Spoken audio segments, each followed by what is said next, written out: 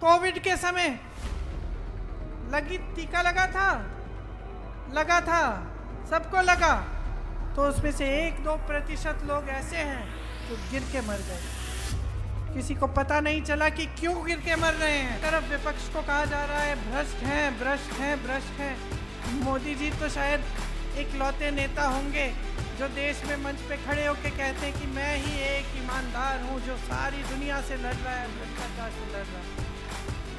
बहुत ईमानदार हैं।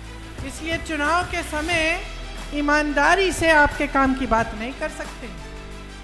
ईमानदारी से आपको ये नहीं बता सकते कितनी नौकरियां दी, कितने रोजगार दिए, कितनी पाठशालाएं खोली, कितनी यूनिवर्सिटी बनाई, कितने अस्पताल बनाए। ईमानदारी से नहीं कह सकते। ईमानदारी से ये नहीं कह सकते कि जो अधिकारी हैं, जो सेना में भर्ती हैं, उनके भविष्य के साथ क्या किया, पेंशन खत्म कर दिया, और जो सेना में भर्ती हैं उनको 4-5 साल की अग्निवीर का प्रोग्राम दे दिया ताकि 4 साल बाद घर आए और फिर से बेरोजगार हो जाएं। ईमानदारी से ये बात नहीं कह सकते आपके सामने। सच्चाई आपसे कभी नहीं कह सकते।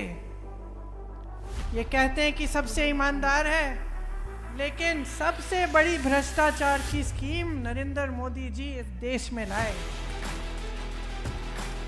सुन लीजिए क्या थी वो स्कीम, कि जो भी चंदा देगा राजनीतिक दल को, जो भी चंदा देगा उसका नाम गुप्त रहेगा। इसका मतलब है जनता को नहीं पता चलना चाहिए कि अडानी ने कितने हजार करोड़ दिए हैं या किसी और ने कितने हजार करोड़ दिए हैं।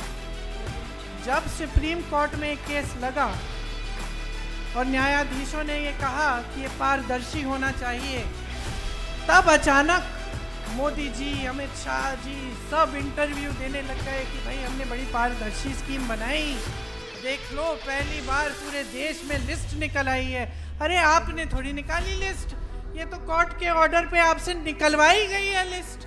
आपने तो इसको गुप्त रखा था। और सुनिए क्या गुप्त रखा था।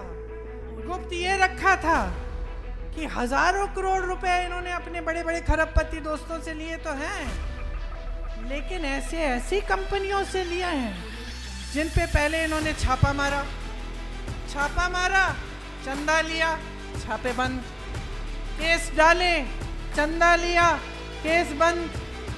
या फिर ठंडे बस्ते में तो गुजरात में पुल गिरा, सैकड़ों लोग उसमें गिर के बह गए पानी में, याद है आपको? उस पुल को बनाने वालों से चंदा लिया। वैक्सीन लगी थी आपको कोविड के समय, टीका लगा था, सबको लगा। वो याद है आपको? यूं टीके की सर्टिफिकेट मिलती थी, किसका चेहरा था उस पे? और जोर से बोलो, था ना मोदी जी का चेहरा। आज जरा देखो, सर्टिफिकेट बनवाने की कोशिश करो, चेहरा नहीं होगा। अब फोटो नहीं छप रही है मोदी जी की। क्यों? क्योंकि उस टीके को बनाने वाली कंपनी से इन्होंने चंदा लिया।